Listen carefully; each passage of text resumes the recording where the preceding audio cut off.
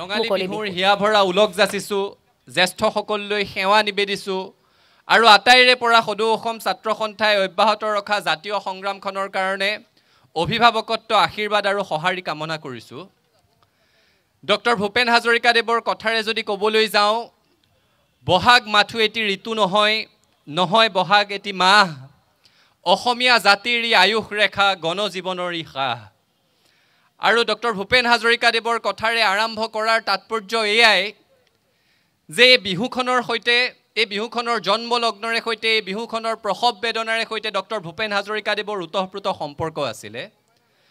ঐতিহাসিক অসম আন্দোলনৰ সময়ত যেতিয়া ৰজাঘৰে দমন নীতি লৈছিলে, সকলো ধৰণৰ সমদল নিষিদ্ধ কৰিছিলে, সেইখিনি সময়ত সদৌ গুৱাহাটী ছাত্ৰ সন্থাৰ আহ্বানত 1982 চনত গুৱাহাটীৰ সকলো বিহু সন্মিলনী আহি এই জজ খেলপথাৰত সমবেত হৈছিল আৰু ইয়াৰ পৰা শোভাযাত্ৰা বাহিৰ কৰিছিল। সেই শোভাযাত্ৰাৰ সন্মুখত নেতৃত্ব লৈ গৈছিল ডক্টৰ ভূপেন হাজৰিকাক, ক্ষীৰদা বিষয়া প্ৰমুখ্যে সেইখিনি সময়ৰ অগ্ৰজ ব্যক্তিসকলে।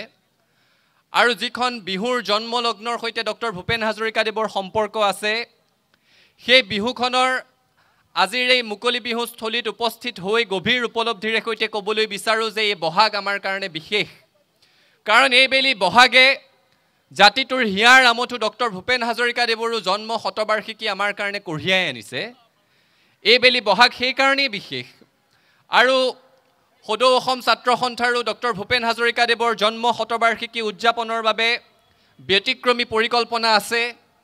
অসমৰ ৰাইজৰ সেই ক্ষেত্ৰত আমি পৰামৰ্শ অভিভাৱকত্ব বিচাৰিছোঁ আৰু কি কি সংযোজন কৰিব পাৰি। আৰু ৰাইজলৈও আহ্বান জনাইছোঁ যে গোটেই বছৰটো ডক্টৰ ভূপেন হাজৰিকাদেৱৰ জন্ম শতবাৰ্ষিকী উলহ মালহেৰে সৈতে উদযাপন কৰি সমগ্ৰ পৃথিৱীক জাতিটোৱে দেখুৱাই দিব লাগে যে সুধাকণ্ঠ ডক্টৰ ভূপেন হাজৰিকা অসমীয়া জাতিৰ হিয়াৰ আমঠু আৰু তেখেতৰ অবৰ্তমানতো তেখেতক উদযাপন কৰিবলৈ আমি পাহৰা নাই। শ্ৰদ্ধাৰ ৰাইজ, আমি সকলোৱে সৰুৰে পৰা শুনি আহিছোঁ, লিখি আহিছোঁ, পঢ়ি আহিছোঁ, বিহু আমাৰ জাতীয় উৎসৱ। এটা উৎসৱ ৰাতিটোৰ ভিতৰতে জাতি এটাৰ জাতীয় উৎসৱ হৈ নপৰে। আজি অসমীয়া জাতি বুলি কোৱাৰ লগে লগে যি ধৰণেৰে আৰ্য, অনাৰ্য, অষ্ট্ৰিক, আলপাইন, মংগোলীয় সকলোৰে সমাৱেশেৰে সৈতে সমিল মিলেৰে সৈতে এই বৃহৎ মহাজাতি গঢ় লৈ উঠিছে, আমি যদি আমাৰ হেঁপাহৰ বিহুটোলৈ চাব যাওঁ, সেই বিহুটোৱে সকলোৰে উপাদান সন্নিৱিষ্ট হৈ আছে। আজি গৰু বিহুৰ দিনা আমি গৰু গা ধুৱাই দীৰ্ঘায়ু কামনা কৰোঁ। বিশেষজ্ঞসকলে কয় এয়া আৰ্য পৰম্পৰাৰ ফল। আকৌ একেজনী গৰুকে দীঘলতি মাখিয়তিৰে কোবাই বছৰটোৰ কাৰণে কুশল কামনা কৰোঁ। আকৌ বিশেষজ্ঞসকলে কয় এই ধৰণে কোবোৱাৰ এই পৰম্পৰা অনাৰ্য লোকাচাৰৰ ফচল। আমি লাও খা বেঙেনা খা কওঁ, সেই লাও বেঙেনা হালধিৰ খেতিসমূহ পোনতে ইয়াত অষ্ট্ৰিকসকলে আৰম্ভ কৰিছিল বুলি কোনো কোনো বিশেষজ্ঞই মত পোষণ কৰে। সংস্কৃতিত গীতৰ সংযোজন ঘটোৱাত আলপাইনসকলৰ বিশেষ ভূমিকা আছিলে। আৰু সেই ধৰণেৰে আৰ্য, অনাৰ্য, মংগোলীয়, অষ্ট্ৰিক, আলপাইন সকলোৰে কৃষ্টি বুটলি বিহুটোৱে আজিৰ এই ৰূপ পাইছে কাৰণেই বিহুটো আমাৰ জাতীয় উৎসৱ। আৰু সেইকাৰণে আজিৰ এই মুকলি বিহুস্থলীৰ পৰা আমি চৰকাৰক দাবী জনাব বিচাৰোঁ যে চৰকাৰে পদক্ষেপ গ্ৰহণ কৰিব লাগে, ইউনেস্কোৰ ইনটেঞ্জিবল কালচাৰেল হেৰিটেজৰ তালিকাত অসমৰ বিহুটিও সন্নিৱিষ্ট হ'ব লাগে বুলি আমি সদৌ অসম ছাত্ৰ সন্থাই দাবী উত্থাপন কৰিব বিচাৰিছোঁ। কাৰণ গুজৰাটৰ গৰবা নৃত্য যদি তাত অন্তৰ্ভুক্ত হ'ব পাৰে, মহাকুম্ভ মেলা যদি ইনটেঞ্জিবল কালচাৰেল হেৰিটেজৰ অংশ হ'ব পাৰে, তেতিয়াহ'লে আমাৰ অসমৰ এই বাপতি সাহোন বিহুটি আমাৰ ভাওনা সংস্কৃতি, অস্পৰ্শনীয় সাংস্কৃতিক ঐতিহ্যৰ অংশ হোৱাত কোনো বাধা থাকিব নোৱাৰে। আৰু ৰজাঘৰক এই ক্ষেত্ৰত পদক্ষেপ ল'বৰ কাৰণে আমি আহ্বান জনাইছোঁ। আমি পাতিব লাগে ইউনেস্কোৰ হেৰিটেজৰ কথা, কিন্তু আমি এই বহাগৰ বতৰত পাতি থাকিব লগা হৈছে যে অসমতে স্থাপন হৈ থকা কেন্দ্ৰীয় বিশ্ববিদ্যালয়ত বিহুৰ কাৰণে বন্ধ দিছে নে নাই দিয়া। কিমান দুৰ্ভাগ্যজনক কথা জাতিটোৰ কাৰণে। কাৰণ এই বিহু কেৱল আমাৰ সংস্কৃতিৰ সৈতে জড়িত নহয়, বিহু অসমীয়া জাতিৰ অৰ্থনীতিৰ সৈতে জড়িত হৈ আছে। বিহুৰ কথা যেতিয়া আমি কওঁ, এই বিহুৰ লগত কৃষকৰ সম্পৰ্ক আছে, ভঁৰালৰ সম্পৰ্ক আছে, তাঁতশালৰ সম্পৰ্ক আছে, শিপিনীৰ সম্পৰ্ক আছে। আমি 7 বিহুৰ কথা কৈ থাকোঁ। এতিয়া 7 বিহুত নিজ নিজ অঞ্চলৰ বৈশিষ্ট্য অনুসৰি 7 বিহু বেলেগে বেলেগ বেলেগ বুলি কয়। ডক্টৰ অনিল শইকীয়া ছাৰে হিচাপ কৰি দেখুৱাইছিলে 7 বিহুৰ 22খন তালিকা তেখেতে দেখুৱাইছিলে। তাৰপিছত সংক্ষিপ্ত 7 বিহু শীৰ্ষক গ্ৰন্থত 42খন তালিকা পোৱা গৈছে 7 বিহুৰ, সকলোতে বেলেগ বেলেগকৈ কয়। কিন্তু সেই 7 বিহুৰ ভিতৰত কোনো অঞ্চলত নাঙল বিহু উদযাপন হয়, তাঁত বিহু উদযাপন হয়, অৰ্থাৎ শিপিনীৰ কৃষকৰ সম্পৰ্ক আছে। কিন্তু এই বিহুৰ বতৰত আমি পাতিব লাগিব যে আমি বিহুত জচা বিহুৱানখন, জ্যেষ্ঠজনক সেৱা জনাই আগবঢ়াই দিয়া গামোচাখন, নাচনীগৰাকীয়ে ঢুলীয়াজনক দিয়া বিহুৱানখন, সেয়া যদি অসমীয়া শিপিনীৰ তাঁতশালত প্ৰস্তুত কৰা বিহুৱান নহয়, হায়দৰাবাদ মাদ্ৰাজৰ কোনোবা কোম্পানীত প্ৰস্তুত হৈ অহা বিজতৰীয়া গলবস্ত্ৰ হয়, তেতিয়াহ'লে আমাৰ যে কেৱল সংস্কৃতিৰ ক্ষতি হ'ব এনেকুৱা নহয়, আমাৰ অৰ্থনীতিৰো ক্ষতি হ'ব।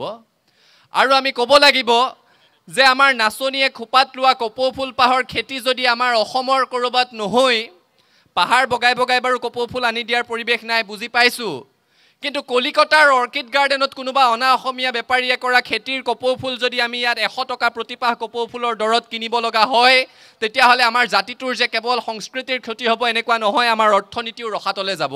এই কথাবোৰ আমি বহাগত পাতিব লাগিব, কাৰণ জাতিটো কোনফালে গৈ আছোঁ, হিতাধিকাৰী সৰ্বস্ব এটা জাতি হ'বলৈ গৈ আছোঁ। বিহুৰ সৈতে আমাৰ উৰ্বৰা শক্তি, আমাৰ উপজ শক্তি, আমাৰ কৃষিৰ সম্পৰ্ক আছে। তেনে প্ৰেক্ষাপটত আমি এনেকুৱা এটা জাতি গঢ়িবলৈ গৈ আছোঁ যিটো জাতিয়ে কেৱল হিতাধিকাৰী হিচাপে জীয়াই থাকিবলৈ গৈ আছে। আজি এইবাৰ অসম চৰকাৰৰ বাজেট চাওক, নতুন অসমীয়া যুৱ প্ৰজন্মৰ উদ্ভাৱনী শক্তি, তেওঁলোকৰ ব্যৱসায়িক চিন্তা, তেওঁলোকৰ অৰ্থনৈতিক পৰিকল্পনাক সফল কৰি তুলিবৰ কাৰণে ষ্টাৰ্টআপৰ কাৰণে পুঁজিৰ আবণ্টন হয় মাত্ৰ 60 কোটি টকা। বিজ্ঞান প্ৰযুক্তিবিদ্যাৰ কাৰণে পুঁজিৰ আবণ্টন হয় মাত্ৰ 90 কোটি টকা।